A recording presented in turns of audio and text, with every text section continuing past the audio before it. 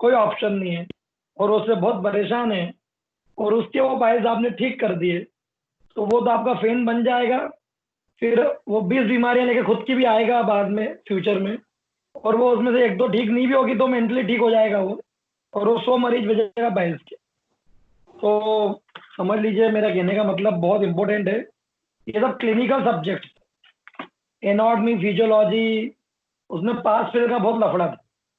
इसमें पास तो आप हो ही जाओगे, बड़े क्लिनिकल सब्जेक्ट हैं। हमने कल हर्निया पढ़ा था, आप आई होप समझ में आया होगा आपको। सो अब हम निकालते हैं किडनी, मतलब किडनी पढ़ते हैं। ओके। वैसे किडनी में दो ही बीमारी बहुत फेमस है जो पूछी जाती है। देन ऑल्सो मैं सबके नाम बताऊंगा, सबके बारे में थोड़ा बताऊंगा। बट किडनी बीन शेप्ड एक पेयर है एक्सक्रीटरी ऑर्गन का, जो कि वर्टिबल कॉलम की दोनों तरफ रहता है। और इसके दो हिस्से होते हैं, कॉर्टेक्स और मेडुला। और हमारे जो इंसानों की किडनी है वो लगभग 10-10 लाख नेफ्रॉन से बनी है। Nephrons are structural and functional unit of the kidney.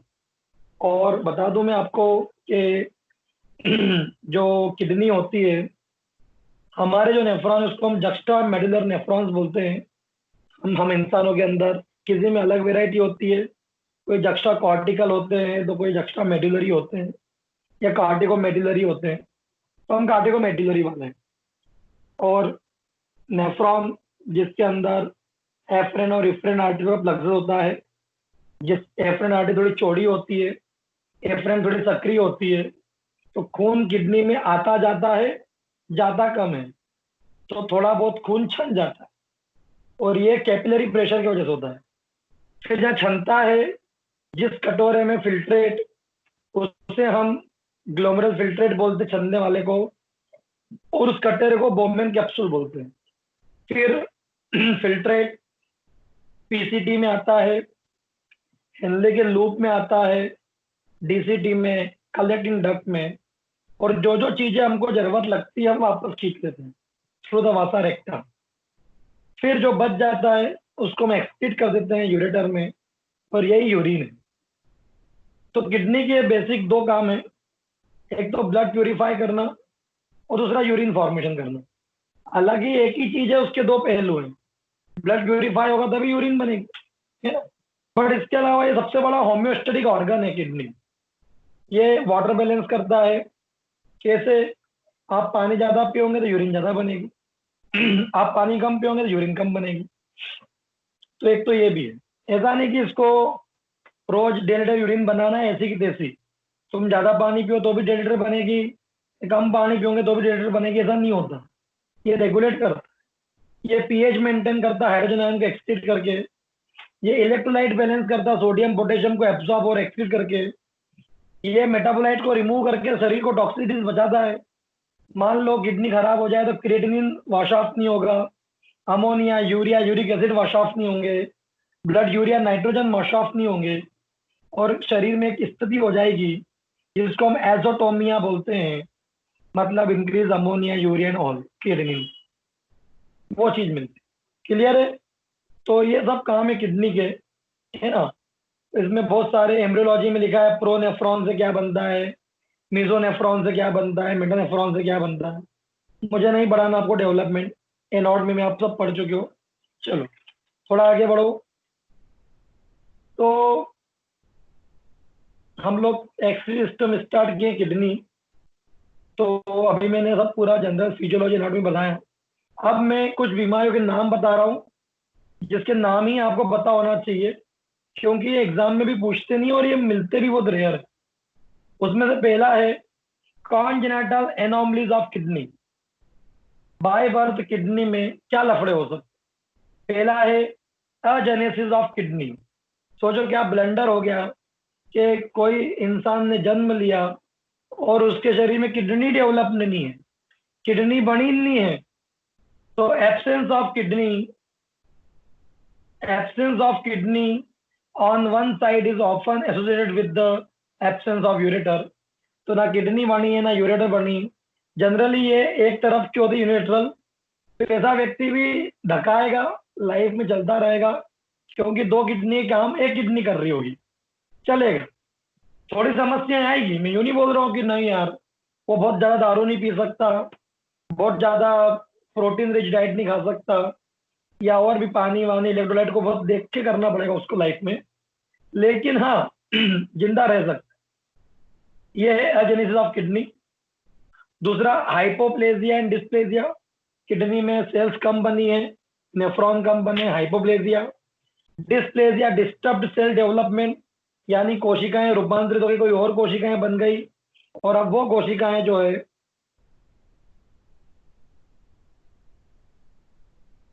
वो कोशिकाएं डिस्टर्ब कोशिकाएं डेवलप हो रही है। ठीक है। एक होती है supernumerary kidney, there may be more than one kidney on one और बोथ साइड।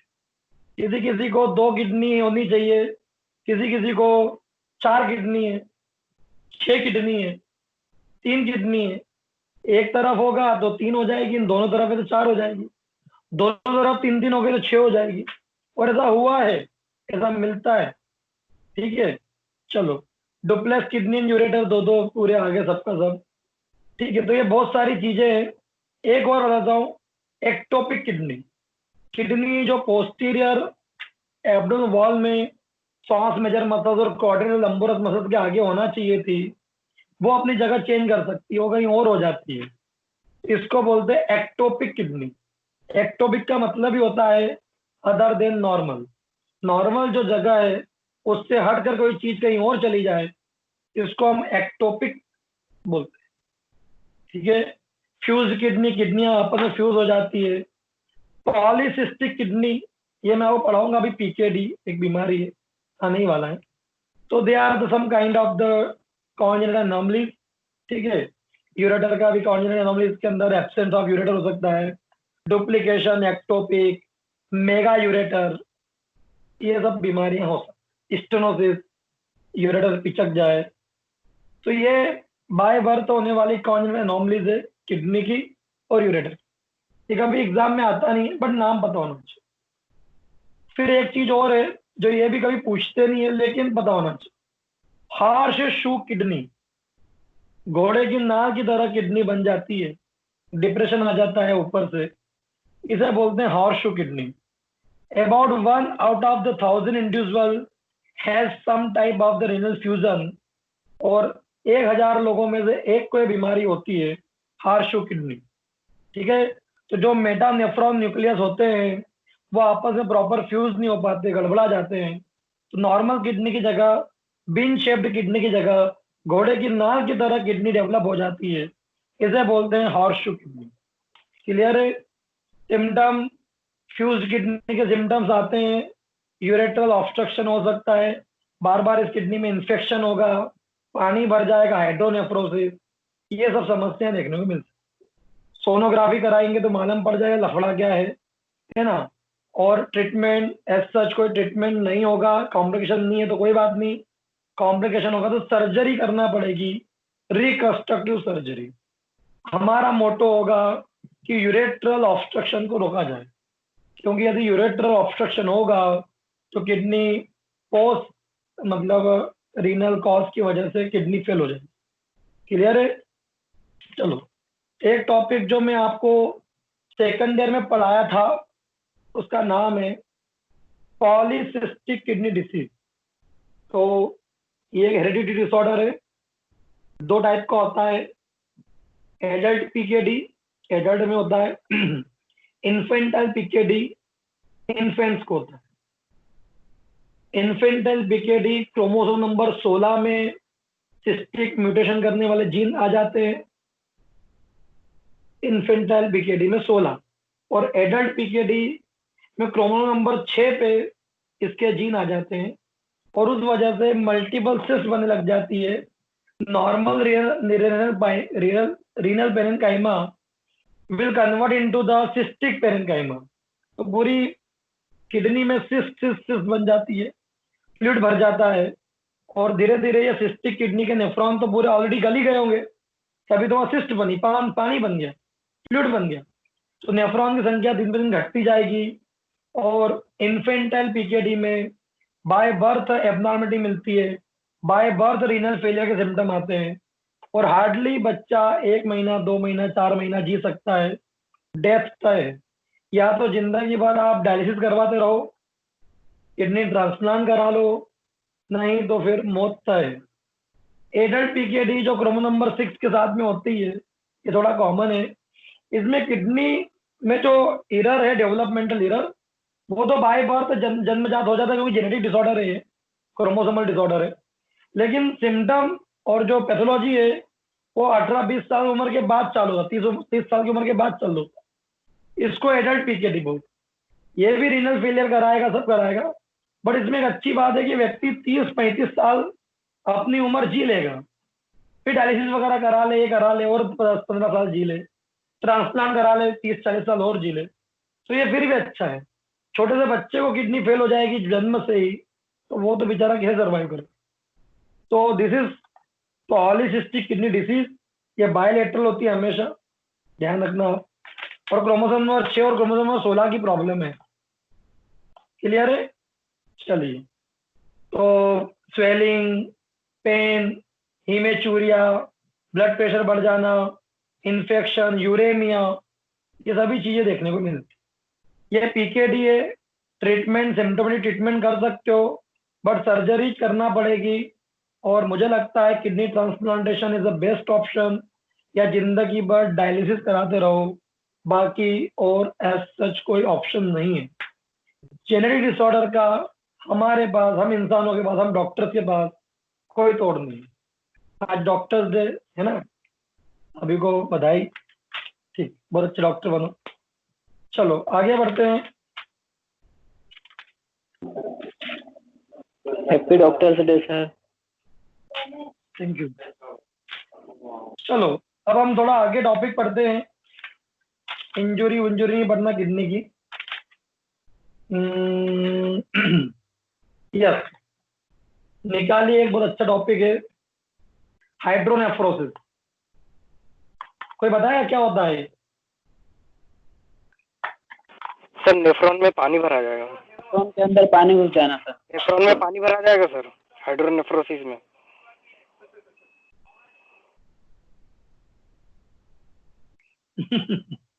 सर किडनी के अंदर पानी भराना। चलो, जो कॉर्टेक्स एरिया होता है विद कैप्सूल, किडनी का कॉर्टेक्स एरिया जो है नेफ्रॉन से ऊपर का, और कैप्सूल जिसमें पेरिनेफ्रिक फेशिया है ना, पेरारिनल फेशिया, पेरारिनल फेट होती है। आप जानते हैं किडनी के 2 कैप्सूल होते हैं, ट्रू एंड फॉल्स। उसमें पानी भर जाता है ड्यू टू एनी यूरेट्रिक और urine tract obstruction.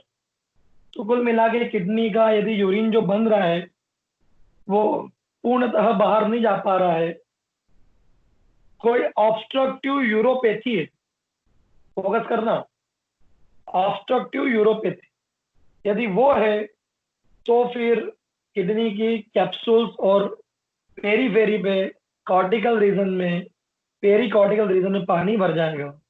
This is known as hydronephrosis. ये इतना आसान नहीं, हाइड्रो मतलब पानी, नेफ्रोसिस मतलब नेफ्रॉन, है ना। तो बढ़ते हैं। Hydronephrosis means dilatation of the renal pelvis and calyx, major calyx जो होता है ना ऊपर के, वो accompanied destruction of the kidney parenchyma, और धीरे धीरे किडनी पेरेन्काइमा भी डिस्टर्ब हो जाता है, खराब हो जाता है, पानी इकट्ठा रहेगा तो। और बता दो इसकी मुख्य वजह किडनी स्टोन है। तो किडनी स्टोन हमेशा हमको अवॉइड नहीं करना चाहिए। यदि हाइड्रोनेफ्रोसिस मिल रहा है माइल्ड डिग्री का भी, तो हमें बहुत जल्दी उस स्टोन को, या प्रोस्टेट की प्रॉब्लम है, या यूरेथ्रा स्ट्रिक्चर है, या यूरेट्रिक स्टोन है, या यूरेट्रिक ट्यूमर है, या ब्लेडर की कोई प्रॉब्लम है, वॉट एवर, हमें फटाफट ऑब्स्ट्रक्शन को रिमूव करना पड़ेगा। नहीं तो धीरे धीरे वो जो पानी इकट्ठा हो रहा है पेरी पे, वो रीनल पेरेन्काइमा की वाट लगा देगा। ठीक है, एट्रोफी कर देगा किडनी की, खराब कर देगा। और ये ब्लॉकेज की वजह से। हाइड्रोनेफ्रोसिस में occur at any as, but सबसे ज्यादा किस उम्र में मिलेगा ये?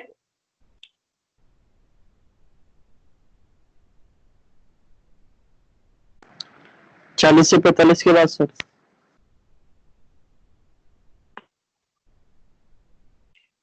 ये 20 से 30 साल की उम्र में सबसे ज्यादा मिलता है, क्योंकि किडनी स्टोन सबसे ज्यादा 20 से 30 साल की उम्र में होता है। मेल 3 गुना ज्यादा अफेक्टेड है किडनी स्टोन से, और हाइड्रोनेफ्रोसिस भी मेल को ज्यादा मिलेगा। वजह पढ़ लेते हैं कॉजेज। हाइड्रोनेफ्रोसिस में भी कॉन्जेनिटल और एक्वायर्ड। मान लो कोई डेवलपमेंटल एरर है, देखो तुमने तुम्हारे घर के वहां पे ड्रेनेज लाइन जोड़ दी, ड्रेनेज पाइप कर दिया, लेकिन उस ड्रेनेज पाइप को आपने कॉलोनी के ड्रेनेज लाने से नहीं जोड़ा नाले से, तो आपका घर ड्रेन नहीं होगा, पानी बाथरूम का बाहर नहीं जाएगा। तो डेवलपमेंटली यूरेटर बराबर नहीं, पेल्विक यूरेट्रिक जंक्शन में कोई प्रॉब्लम है, यूरेट्रक वेसाइकल जंक्शन में कोई प्रॉब्लम है, यूरेथ्रा पिचकेला बनेला है, तो ऐसी कंडीशन में बाय बर्थ ऑब्स्ट्रक्शन हो कॉन्जेनिटल। ये एक्वायर्ड स्टोन हो गया भैया, ट्यूमर बन गया भैया, डिट्रूसर मसल्स की इनएक्टिविटी हो गई भैया, प्रोस्टेट बड़ी हो गई भैया, यूरेथ्रा पिचक गया भैया, ये एक्वायर्ड है। ये तो कोई बाय बर्थ नहीं मिलते। Congenital acquired. Congenital hydronephrosis means it is caused by obstruction which is developmental congenitally. Developmental error की वजह से बाय बर्थ कोई ऐसी गड़बड़ हुई है जिससे यूरिनरी ट्रैक्ट डिस्टर्ब्ड है। एग्जाम्पल के लिए पिन होल मियाटर, यूरेथ्रा की जो 4-5 mm की ओपनिंग होना चाहिए थी, वो बिल्कुल आल्पिन जैसी बनी है, या तो बनी ही नहीं है, या वॉल्व में प्रॉब्लम है यूरेथ्रा के, ठीक है, तो गड़बड़ हो सकती है। बाय बर्थ कुल मिला के डेवलपमेंटल एरर है यूरेथ्रा में, यूरेटर में, ब्लेडर में, तो यूरिन प्रॉपर फ्लो नहीं हो रही है। अधिकतर कॉन्जेनिटल हाइड्रोनेफ्रोसिस बायलेटरल होते हैं, क्योंकि इसमें एक किडनी की प्रॉब्लम नहीं है, दोनों किडनी में गड़बड़ होगा।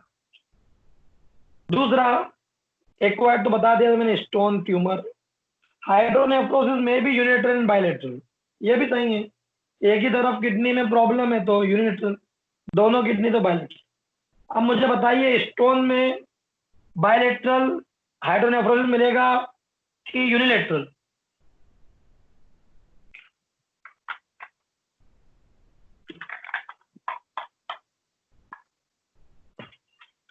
बताओ।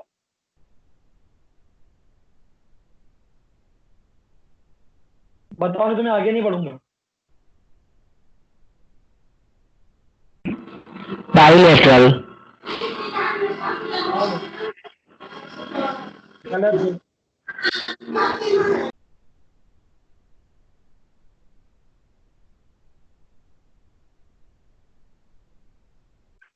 दोनों हो सकते हैं। जैसे यदि एक किडनी के पेल्विक यूरेट्रिक जंक्शन में ऑब्स्ट्रक्शन हुआ है स्टोन का, या यूरेटर में स्टोन है, रीनल पेल्विस में, कैलिक्स में स्टोन है, तो यूनिलेटरल। और यदि स्टोन ब्लेडर में है, यूरेथ्रा में पहुंच गया है, तो बायलेटरल। स्टोन से दोनों होते हैं, यूनिलेटरल हाइड्रोनेफ्रोसिस भी होता है, बायलेटरल भी होता है। इट डिपेंड्स कि स्टोन है कहां पर। ठीक है, चलो। दो कॉज होते हैं, प्राइमरी एंड सेकेंडरी। प्राइमरी मतलब लफड़ा है किडनी में, सेकेंडरी मतलब कहीं और लफड़ा भुगत किडनी रही है। तो कॉजेज, यूनिलेटरल के कॉजेज क्या क्या हो सकते हैं?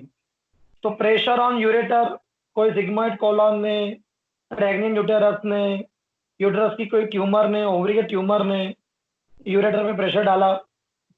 Involvement of ureter by malignant neoplasia, ureter में गठान बन गई, कैंसर हो गया, या रीनल वेसल्स में कोई प्रॉब्लम है, ठीक है, इन सब की वजह से एक तरफ की किडनी सूज सकती है। और क्या हो सकता है, इंट्राम्यूरल में बाय बर्थ स्टेनोसिस है, यूरेटर पिचका हुआ है, या यूरेटोसिल हर्निया की वजह से यूरेटर जो है वो कंप्रेस हो रहा होगा, ठीक है, या फिर के इंट्राम्यूरल ट्यूमर बन गए हैं, स्टोन है, ये भी सब प्रॉब्लम कर सकते हैं। बायलेटरल में जनरली प्रॉब्लम यूरेटर तक नहीं होगी, प्रॉब्लम ब्लैडर में होगी या यूरेथ्रा में होगी। तो बायलेटरल की मुख्य वजह है पिन होल मियाटस। यह एक बीमारी होती है, छोटे बच्चों में बहुत कॉमन है, पढ़ाऊंगा भी, फाइमोसिस। तो जो प्रीप्यूस होती है पेनिस की, वो यूरेथ्रल ओपनिंग को ब्लॉक कर देती है ना, सर्कमसिजन देना पड़ता है, जो मुस्लिम्स के रिचुअल्स में भी है, मैं बढ़ाऊंगा, पीछे आएगा।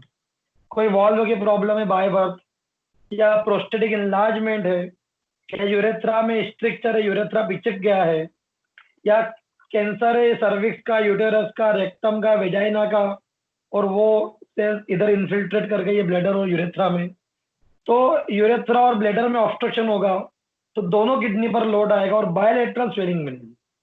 कैलकुलस है ब्लैडर में, ये सभी वजह से। क्लियर है? चलो स्टेजेस नहीं पढ़ना, ठीक। सिम्टम्स पे आ जाओ। यूनिलेटरल हाइड्रोनेफ्रोसिस जनरली फीमेल ज्यादा अफेक्ट करती है इसमें। Curiously enough right side is more commonly than the left. पता नहीं क्यों भगवान ने ऐसा क्या कर रखा है, और राइट किडनी में ज्यादा हाइड्रोनेफ्रोसिस मिलता है बजाय लेफ्ट का।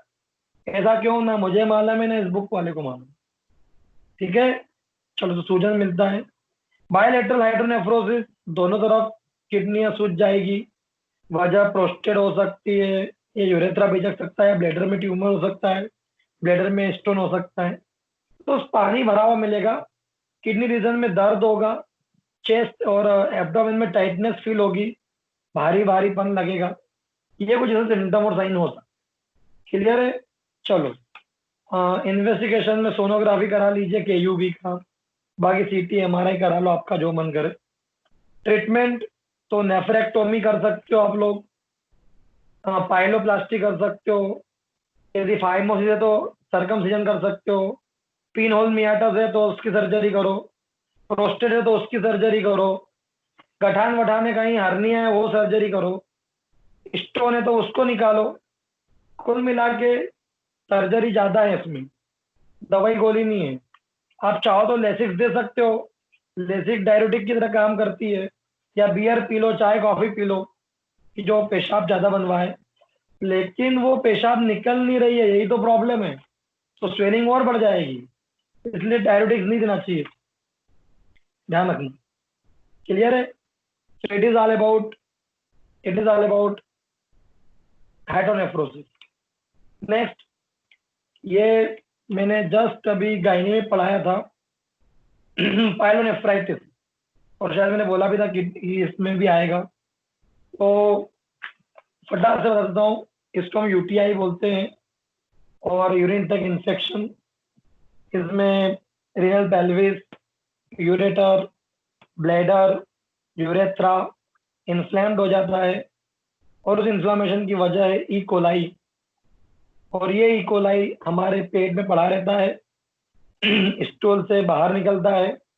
कभी कभी इस ई कोलाई का यूरेथ्रल कंटामिनेशन हो जाता है, और फिर वो यूरेथ्रा के थ्रू ब्लैडर में आ जाते हैं, वहाँ ये प्रोलिफरेट करते हैं बैक्टीरिया, फिर वो यूरेटर में जाते हैं, फिर वो रीनल पेल्विस में किडनी में जाते हैं, और रीनल पेल्विस ऑफ नेफ्रॉन इन्फ्लाम कर देते हैं। इसे हम पाइलोनेफ्राइटिस बोलते हैं। ये दो वेराइटी का होता है, एक्यूट और क्रोनिक। आर्सेनिक इन्फेक्शन 95% मिलता है, urethra, bladder, ureter, kidney. 5-1% blood के थ्रू भी इन्फेक्शन आ सकता है। तो मेजोरिटी में E coli, B coli, Escherichia coli और बेलेंटेडियम कोलाई, यही दो बैक्टीरिया जनरली यूटीआई कराते हैं। बाकी तो यूटीआई फंगस से भी हो जाता है, दूसरे बैक्टीरिया भी हो सकते हैं, फिर उसके लिए हमको यूरिन कल्चर कराना पड़ेगा। अब यूरेथ्रा इन्फ्लाम्ड होगा तो सिम्टम्स आएंगे बर्निंग, मिक्सचरेशन। ब्लैडर इन्फ्लाम्ड होगा तो बार बार बाथरूम लगेगी, बाथरूम करने में तकलीफ पड़ेगी, जोर लगाना पड़ेगा, और सब पूरा बहुत देर तक यूरिन बाथरूम में करने के बावजूद भी पूरी यूरिन निकल नहीं पाएगी। पेशेंट लगेगा कि रिटेंशन ऑफ यूरिन है, यूरिन बहुत कुछ ब्लैडर में ही पड़ी रह गई है। फिर यूरेटर में यूरेट्रिक कोलिक होगा, पायलोनेफ्राइटिस में लोइन रीजन में पेन होगा, टेंडरनेस मिलेगी कमर पे, और बुखार आएगा ठंड के साथ। ये सिम्टम मिलते, ये महिलाओं को ज्यादा होता है, इसको हनीमून पेलाइटिस भी बोलते हैं, क्योंकि जब इंटरकोर्स होता है तो पेनिस के अंदर वाले जो बैक्टीरियाज हैं वो कई बार यूरेथ्रा को कंटामिनेट कर देते हैं, because vaginal orifice urethra orifice से बहुत पास होती है। दूसरा, महिलाओं में यूरेथ्रा छोटा होता है तो बहुत जल्दी वो ब्लैडर में बैक्टीरिया पहुंच जाते हैं, उनको रास्ता कम तय करना रहता है। तो जैसे पुरुषों में 5 घंटे लगते हैं मान लो यूरेथ्रा से बैक्टीरिया को ट्रेवल करके ब्लैडर में जाने में, और महिलाओं में 1 घंटे में ही हो रहा है। तो मान लो पुरुष ने 3 घंटे में बाथरूम कर ली तो बैक्टीरिया बस पहुंचने ही वाले थे ब्लैडर तक, और बाथरूम करके बैक्टीरिया बाहर कर दिया। वहीं महिलाओं में 1 घंटे तक तो कोई रोज हर 1 घंटे में बाथरूम जाता नहीं है, तो बैक्टीरिया 1 घंटे में ही कहाँ पहुंच गया यूरेथ्रा से ब्लैडर में। और हो सकता है महिला 2 घंटे 3 घंटे बाद बाथरूम गई, पर तब तक बैक्टीरिया वहां पहुंच चुका है। तो शॉर्ट यूरेथ्रा भी फीमेल की एक बहुत बड़ी गड़बड़ है, यूटीआई ज्यादा महिलाओं इसलिए। तीसरा, महिलाओं में प्रोस्टेटिक फ्लूइड एब्सेंट होता है। प्रोस्टेटिक फ्लूइड में एंटी बैक्टीरियल एक्शन होती है, यानी यूँ समझो कि प्रोस्टेट के अंदर जो फ्लूइड होता है वो एंटीबायोटिक प्रॉपर्टी रखता है, तो महिलाओं में तो ये है नहीं, तो इसलिए महिलाओं के अंदर जो है वो बैक्टीरिया नहीं मरते ब्लैडर वगैरह में, ये भी एक गड़बड़ है। इसके अलावा महिलाओं के शरीर में एस्ट्रोजन हार्मोन ज़्यादा होता है, जिससे म्यूकोजा ऑफ यूरेथ्रा ज़्यादा एडहेयर बन जाता है, तो बैक्टीरिया वायरस एक बार वहाँ आएंगे तो चिपक जाएंगे, यूरिन करने पर भी वो नहीं निकल पाएंगे, और उस वजह से महिलाओं को यूटीआई ज़्यादा होता है। क्लियर है? सोनोग्राफी करा लो, यूरिन टेस्ट करा लो, पस टेस्ट मिलेगी, बैक्टीरिया मिलेगा, यूरिन कल्चर करा के हिसाब से एंटीबायोटिक दे दो, तो एंटीबायोटिक इसका बेस्ट ट्रीटमेंट। और खूब पानी पिए, खूब पानी पिए, जिससे खूब बाथरूम बने, और बाथरूम के थ्रू खूब सारे बैक्टीरिया यूरिनरी ट्रैक को छोड़े। जितनी बार बाथरूम जाओगे उतनी बार लाखों बैक्टीरिया यूरिन से वॉश ऑफ होंगे, तो अरबों खरबों भी बैक्टीरिया हैं, तो हर 15 मिनट में बाथरूम जाओगे तो हर 15-15 मिनट में लाखों बैक्टीरिया कहीं तो वॉश ऑफ होंगे, कुछ तो फायदा होगा। तो ये पायलोनेफ्राइटिस है। आई डोंट थिंक सो कि मुझे आपको ये पढ़ाना है, मैं पढ़ा चुका हूँ। इसकी डिफरेंशियल डायग्नोसिस के अंदर अपेंडिसाइटिस, यदि राइट पायलोनेफ्राइटिस होगा तो वो भी हो सकता है, कोलिस्टाइटिस, डायवर्टिकुलाइटिस, ये कुछ बीमारियां हैं जिसमें इस तरह के लक्षण आते हैं। बट अपेंडिसाइटिस में भूख न लगना, वॉमिटिंग, ये ज़्यादा मिलता है, और बाथरूम के सिम्टम कम आते हैं, पेशाब के आते हैं सिम्टम, और जीआईडी सिम्टम कम आते हैं। तो ये ध्यान रखना, ये पायलोनेफ्राइटिस है। क्रोनिक पायलोनेफ्राइटिस के अंदर सब कुछ शेव है, सिर्फ एक यू शेप स्कार बनता है, ये जरूर ध्यान रखना, किडनी के अंदर यू शेप्ड स्कार बनता है क्रोनिक पायलोनेफ्राइटिस में, ये ध्यान रखना। ठीक है, चलो नेक्स्ट, पायोनेफ्रोसिस। अभी मैंने हाइड्रोनेफ्रोसिस पढ़ाया था, क्या बताया था कि पानी जो है वो कैप्सूल में पेरीनेफ्रिक रीजन में इकट्ठा हो रहा था।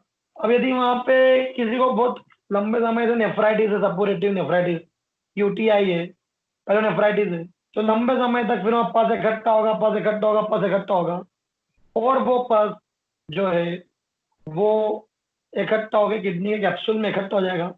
जैसे मैंने टॉन्सिलाइटिस बताया ना, पेरिटॉन्सिलर एब्सेस, ट्विंसी, तो यहाँ पेरीरीनल एब्सेस बन जाएगा, या perirenal collection of pus is known as पायोनेफ्रोसिस।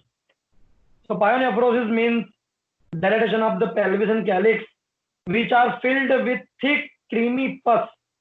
पूरा रीनल पेन का में पस इकट्ठा हो रहा है, ठीक है, मेजर कैलिक्स माइनर कैलिक्स में। इनलार्ज मिलेगी, फाइब्रोफेटी टिश्यू मिलेंगे किडनी के आसपास, पस सेल्स मिलेगी, न्यूट्रोफिल मोनोसाइट वहां पे इन्फिल्ट्रेट दिखेगी। ठीक है, सिम्टम तो स्वेलिंग मिलेगी, लोइन रीजन में सूजन आएगा पीछे की तरफ कमर में, बहुत तेज बुखार आएगा, ठीक है, बहुत तेज बुखार के साथ में स्वेलिंग और दर्द मिलेगा किडनी में। इसके अलावा सिस्टाइटिस, इनके सिम्टम मिलेंगे वही, frequent micturition, retention of urine, difficulty in passing urine, ये देखने को मिलेगा। बुखार आएगा बहुत ज्यादा, और किडनी में L4 L5 की वहां पे टेंडरनेस मिलेगी। सोनोग्राफी, एक्सरे, सीटी, एमआरआई करा लो, मालूम पड़ जाएगा, सिस्टोस्कोपी करा लो।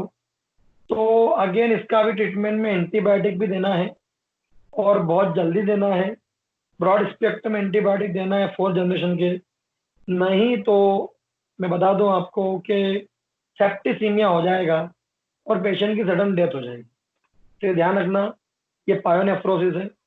Same to same renal abscess, वही का वही, बट इसमें पूरा कैप्सूल में पस भरता है और पेरीफेरी में। रेनल एब्सेस में किसी पर्टिकुलर पेरेन्काइमा के अंदर नेफ्रॉन के वहां पर पस इकट्ठा होने लग जाता है, इसे रेनल एब्सेस बोलते हैं। वजह इसका भी स्टेफाइलो ऑरियस है, ये साले बॉयल से, कार्बनकल से, abscess of breast, lung abscess, brain abscess, liver abscess, यहाँ से माइग्रेट कर किडनी में जा सकते हैं। हालांकि ये किडनी में अब एब्सेस कम देखने को मिलते हैं, क्योंकि कुछ भी हो, जनरल प्रैक्टिशनर ही या कोई भी झोला छाप डॉक्टर, बंगाली डंगाली वॉट एवर, वो लोग एंटीबायोटिक का कोर्स जरूर देते हैं। तो मुझे लगता है रेनल एब्सेस अब कम है। बाकी बुखार आएगा बहुत तेज, बेहतरीन लोकलाइज पेन मिलेगा, छिल राइगर के साथ में बुखार आएगा, फाउल ब्रीथ आएगी पेशेंट की, और पेशाब करने में बहुत तकलीफ। ठीक है, चलो सीबी ऑफ किडनी नहीं पढ़ना, ठीक है। तो चलिए आज इतना ही, कल हम पढ़ेंगे रीनल कैलकुलस। मुझे लगता है ये मैंने सेकेंडरी में पढ़ाया था आपको, फिर वो थोड़ा आप देख के आना। रीनल कैलकुलस इस चैप्टर का सबसे इंपॉर्टेंट क्वेश्चन है, और आपके पास के बहुत मरीज आएंगे। कैल्शियम स्टोन होते हैं, ट्रिपल फॉस्फेट स्टोन होते हैं, यूरिक एसिड स्टोन होते हैं, सिस्टिन स्टोन होते हैं, और मिसलेनियस। किडनी स्टोन में कैल्शियम के बनते 75% स्टोन, 15% ट्रिपल फॉस्फेट, 75 15 90% हो गया, 6% यूरिक एसिड के 96, 2% सिस्टीन के 98, और 2% मिसलेनियस 100%। लेकिन एग्जैक्ट कॉज नहीं मालूम कि ये स्टोन क्यों बनते हैं। किसी को फोकटेज हाइपर कैल्सी यूरिया हो रहा है, किसी को फोकटेज हाइपर यूरिक एमिया हो रहा है, यूरिया हो रहा है, तो मालूम ही नहीं पड़ता कॉज क्या है। बट बोरिंग का पानी पीना, कैल्शियम ज्यादा खाना, दूध का ज्यादा सेवन, है ना, किडनी का फिल्ट्रेशन का गड़बड़, ये सब स्टोन करवाते।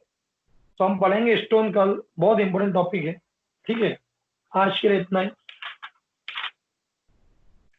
एग्जिट हो जाओ।